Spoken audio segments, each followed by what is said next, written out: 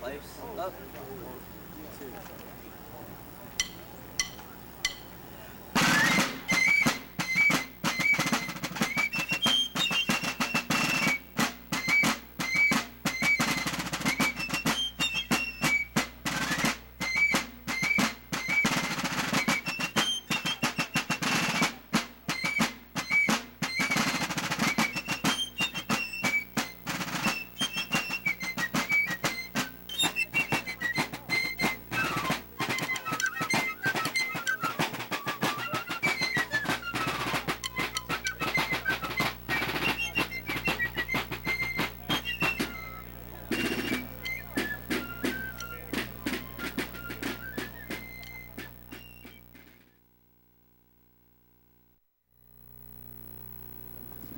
Good morning.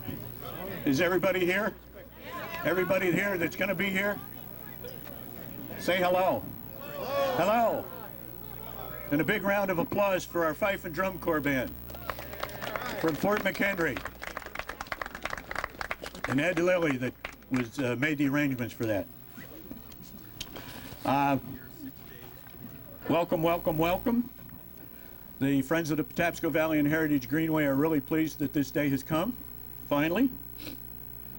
It's been a long time since Agnes took out the access on River Road. When it wiped out River Road, access from Howard County was stopped into the park at this point.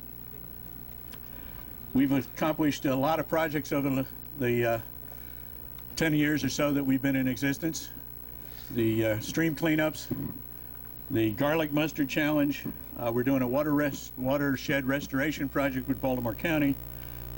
We got Hal Sharp's book published and out on the street, and it's for sale over here. So if you haven't seen the book, it's absolutely fantastic, especially the chapter on the flood back in the 1880s. We can do a better job, but we need your help. So if you're not a member, please join, because the more members we have, the more things we can do.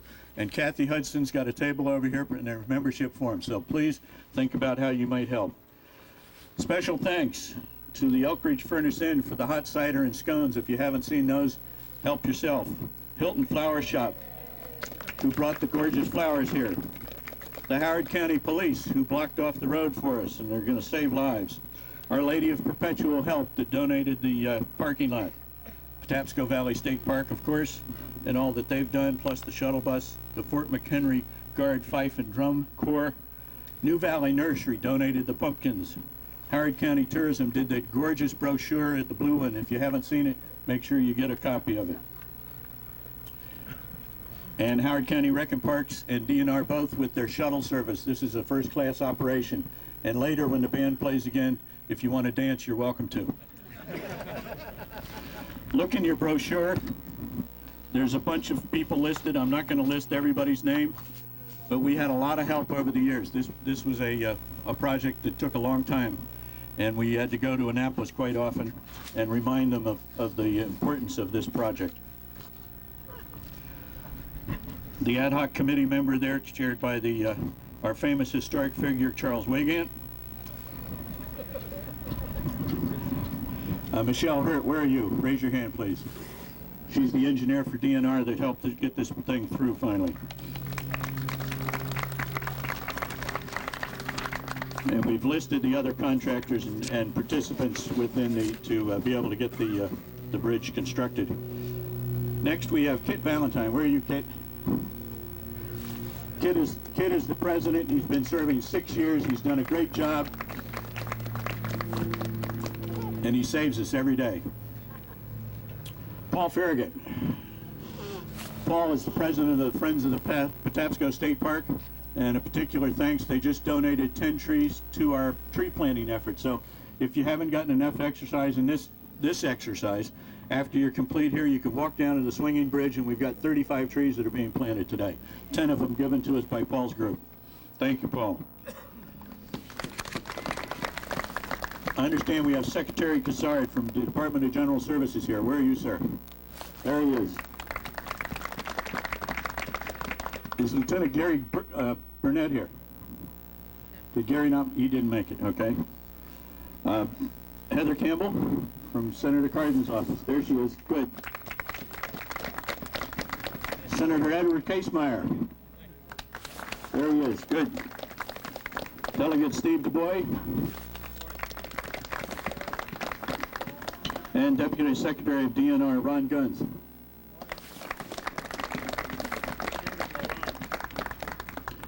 And Delegate Malone, I'd like you to come up for a second and take less than 2 minutes.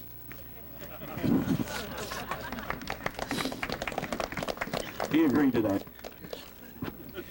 It's election year, but I will be very brief. Ladies and gentlemen, on behalf of Senator Casemeyer, Delegate DuBois, and Councilman Moxley, our State Treasurer, Nancy Kopp, has sent a letter, and she asked me if I would read it on her behalf because she cannot be here today. And it says, "Dear friends, I am so sorry I cannot attend the November 4th ribbon cutting to celebrate the completion of the last link of the Grist Mill Trail extension.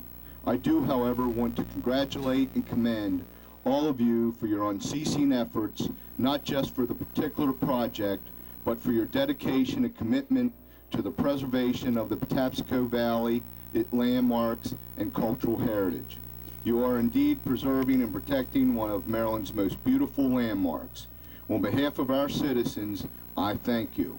With all best wishes for your continued success, I remain fairly truly yours, Nancy K. Kopp, State Treasurer." Congratulations to everybody. Thank you very much. Next, I have the pleasure of introducing the Secretary of the Department of Natural Resources. He was appointed to that position January 20th, 2003. He's a familiar face in the House of Delegates. He was there from 91 to 95, serving on the House Judiciary and Ways and Means Committee. He's an avid angler, I understand. Dr. Franks is the proprietor of the Winchester Creek Outfitters over on the Eastern Shore, or on the Eastern Shore kayak and fly fishing business. And he's also a dentist, so if you have to see get your teeth checked after this, I'm sure he's willing to stand up and help us give a hand here. So with that warm welcome, here's Dr. Franks. Thank you. Thank you, sir. My wife is here taking appointments. Oh, we need one right now? Okay, we can do that. Thank you very much. On behalf of the Governor, Governor Ehrlich, the Maryland Department of Natural Resources, we're just really happy to be here and see the results of many years of effort.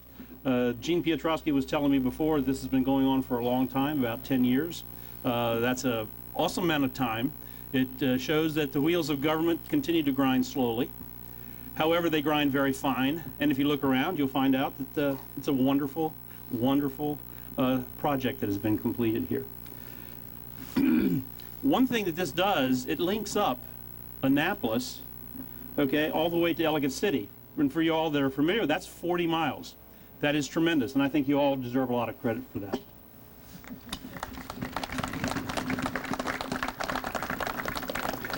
It also provides Howard County for the first time with access, excuse me, with access to the road since Agnes came along in 1972.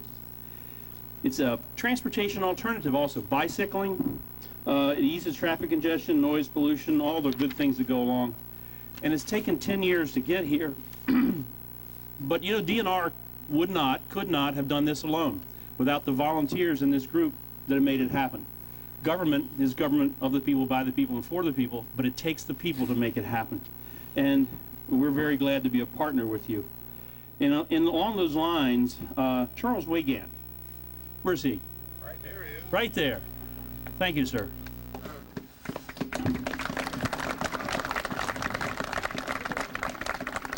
And Kit Valentine, where's she? Oh, he. Excuse me. Friends of Patapsco Valley and the Heritage Greenway, and without them the project would not have been done. In addition to that, we've had some people in DNR that have worked on this project, and I understand that Gary Burnett, park manager, isn't here today, but we also have to thank other people in there, and I think DNR Director of Public Land Policy and Planning, Gene Piotrowski, is here. We call him Gene P. Where's Gene? There he is, right there. And there's also Michelle Hurt, the engineer. Where is she in this thing? There she is, back in the back. You gotta wave your hand back there. We talk about all the different people, everything's involved. But we have a wonderful project, and we have a true symbol of what the partnership, public-private partnership, can accomplish. And I think all of you are to be congratulated. I hope we enjoy it for years to come, and I'll stop talking. Thank you very much. Thank you. Thank you, sir. Appreciate it. Are we on time? Next, I have the pleasure of introducing the Superintendent of the Maryland State Forest Park Service, Colonel Rick Barton. He's responsible for management of the Department of Natural Resources Public Lands, and he's been working with in that position since 1990. Colonel Barton, please.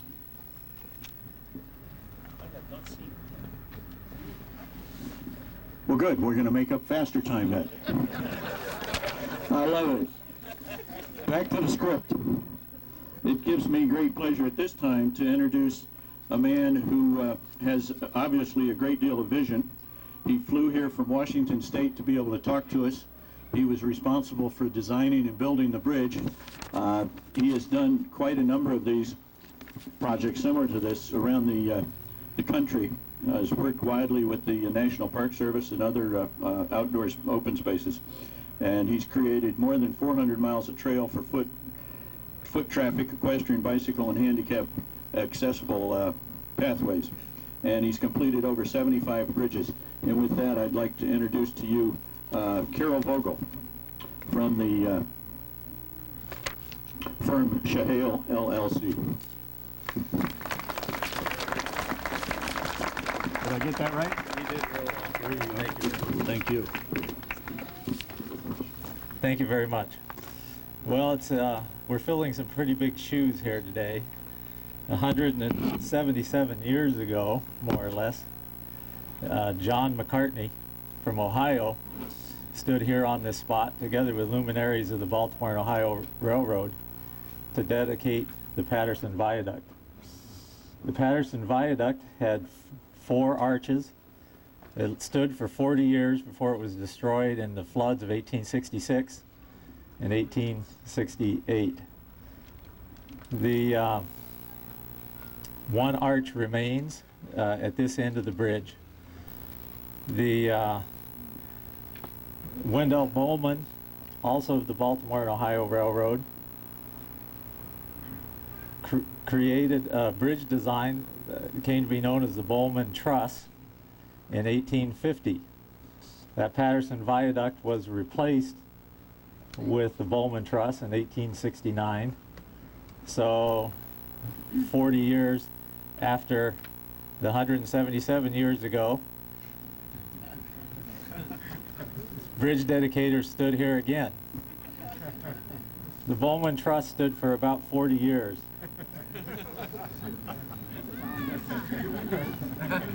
So you see, we have hopes for achieving something a little more than 4 decades. The Bowman Truss was not truly a truss. It was a precursor to cable-stayed bridge. It's known by engineers as a suspended truss bridge. There's one remaining example left in the world, which is at Savage Mill. And many times while we were constructing this bridge, we would have people come by and brief us on the history of the area, talk to us about the Bowman Truss, and they would describe it as that bridge with all the X's in it. Well, if you look more carefully at that bridge and compare it to this one, you'll notice that those X's are really defined by stays that radiate through the bridge from the tower down to the deck. So 3 years ago, when I was invited to come here and look at this project and evaluate whether or not a suitable cable type structure could be erected on this site, I was asked to give my opinion on whether a suspension bridge could be erected here, which it could have. But on that visit 3 years ago, I was taken by Mustafa Izadi and Michelle Hurt representing the state to look at that Bowman Truss at Savage Mill. And I knew the minute that I saw it that a cable-stayed bridge had to go on this location. Something that would emulate that historic bridge that has been gone now for over 100 years. So from those two earlier bridge dedications, there's been quite a gap. 130 years, something like that, 120, 23 years. And no bridge has stood on this location for 104.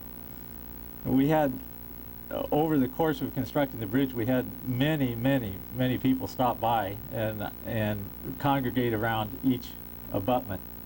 I think hoping they might be the first to cross the bridge, because the installation went rather quickly.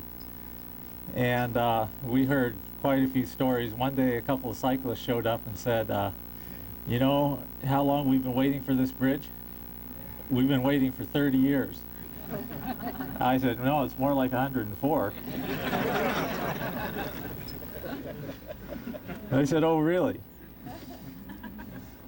Well, anyway, the bridges are really something special.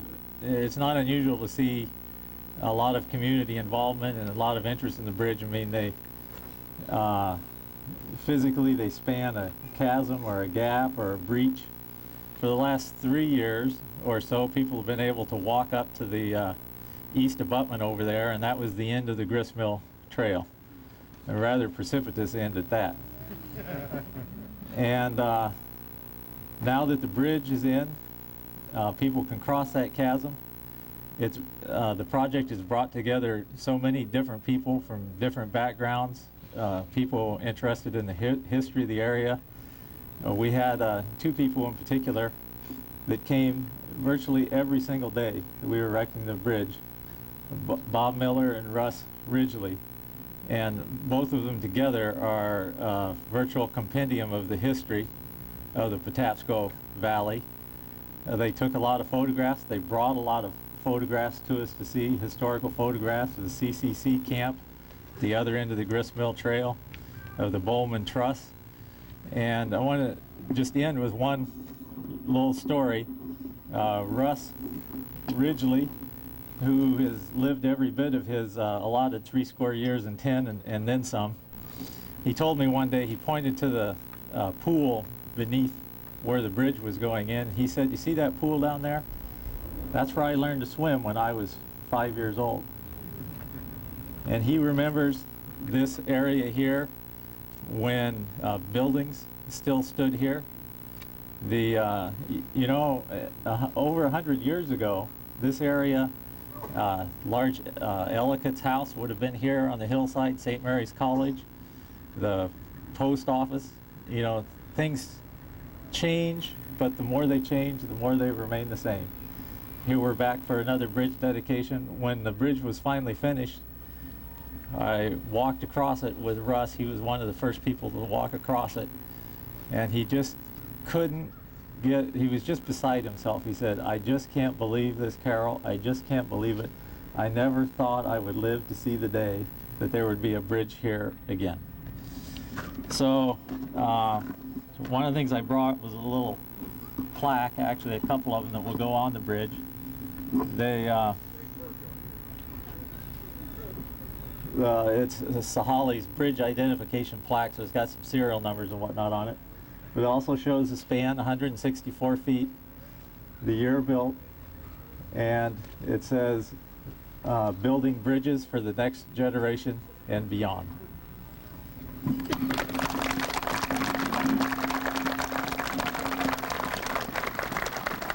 Super. Thank you. Appreciate it. Thank you, Carol, very much. That was inspiring, to say the least. And I need to say a big thank you to our friend Bob Miller, who got mentioned, the man with the video camera, and his wife, with the other video camera. There you go.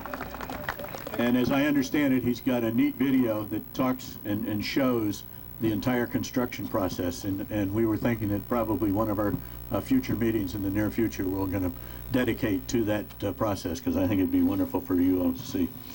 It now gives me the honor, because we're almost on schedule, to introduce to you the Honorable Thomas Dewberry, the Chief Administrative Judge for the state of Maryland. And back when we started this process, he was the Speaker Pro Tem in the House of Delegates. And with his help, we were able to get to this day. Give you Tom Dewberry.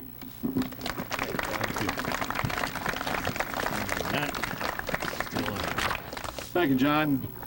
It's been a long time, 10 years at least.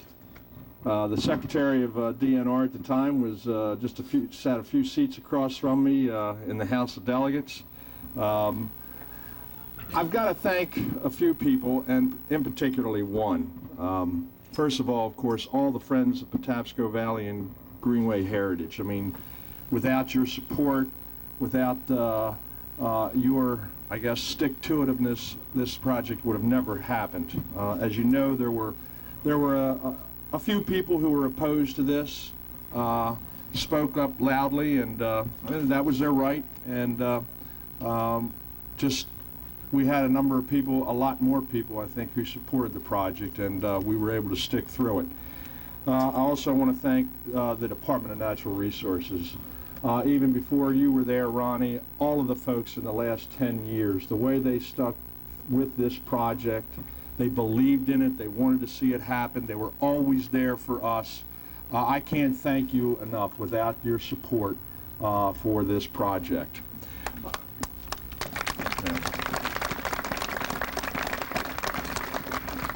I got to thank also my colleagues at the time.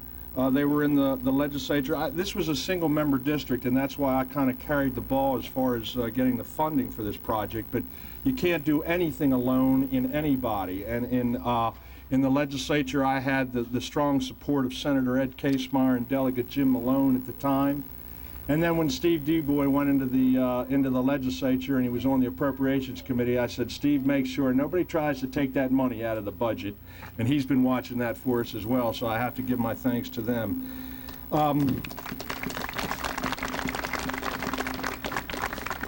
And then finally, I'm sure many of you here know, but some of you may not know. I mean, to me, the man who really saw this project to fruition from beginning to end, who brought it to my attention, who sat me down in his office, told me what it was all about, advocated for it, and I mean, after I spent about an hour or two with him, I was convinced that this was just a great project to enhance the community, and this beautiful park was Charles Wygant.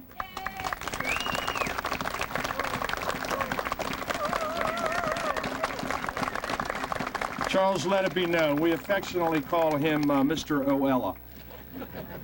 And I mean affectionately.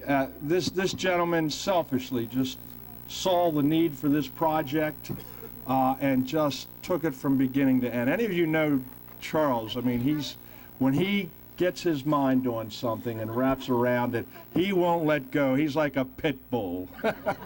I know some of the guys from DNR from time to time would say, Tom, could you get that guy off my back? You know, and I said, yeah, sure. But quietly I was going, go, Charles, go. But it all worked out very well. And again, my personal and strong thanks to you, Charles, without which your stick-to-itiveness, this would have never happened. So congratulations to you and to everyone. Thank you, Superman. Thank you, thank you, thank you, and thank you to Charles one more time. A few housekeeping things I'd like to mention is we have 2 tours available right now, or as soon as we cut the ribbon and march across the bridge, and we want everybody to march. We're going to take a minute to get the photographer set. We're going to have a historical tour by Rob Bailey. Rob, raise your hand. Rob gives a great historical tour, and there's a bunch of good history across the bridge, and he's going to give you a bit of that. And Cam McLaughlin, where are you, Cam? Cam is in the back over here. He's going to give a nature tour, so if you want to find out what trees are over there, what shrubs are over there, flora and fauna, etc. The purpose, remember, of the Patapsco Heritage Greenway is to protect and enhance the Patapsco Valley, and that's the environment, both in natural and historical and cultural. And remember that we can't do it without your help. So if you haven't signed up, if you haven't joined, the more members we have, the more mass we have, the more good we can do. There's also a tree planting I mentioned. So if you've got extra energy and you want to go down to the swinging bridge and help plant a tree, the team is here and they're going back down, led by Cindy Hirschberg, right here. So with that, let's get the speakers to come back up, along with Charles Wingett and Kit Valentine. If you'd come up, we've got 2 scissors. We're going to cut the ribbon, and then we've got the lineup ready to go for marching across the bridge. Charles?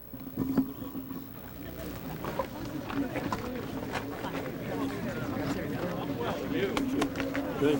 Thank you. On your mark.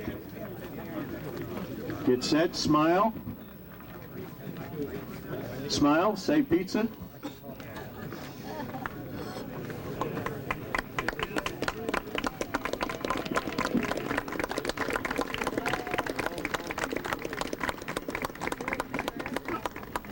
All right, next I'd like to move the Fife and Drum Corps band into place. Then we'll have our speakers and we'll have the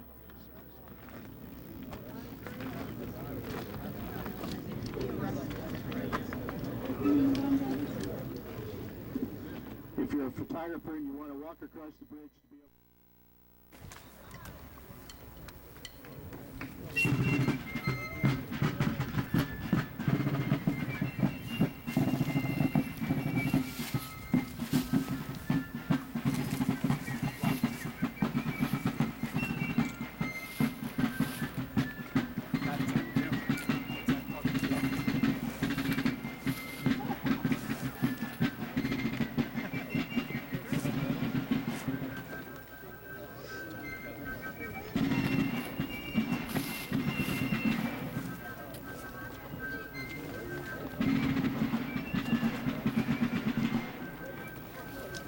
Nice one. Thank you. It only took 30 minutes. Let's get, did you get a count? 150 minimum. Oh, good. They kept coming. I mean, so super really, maybe more than that.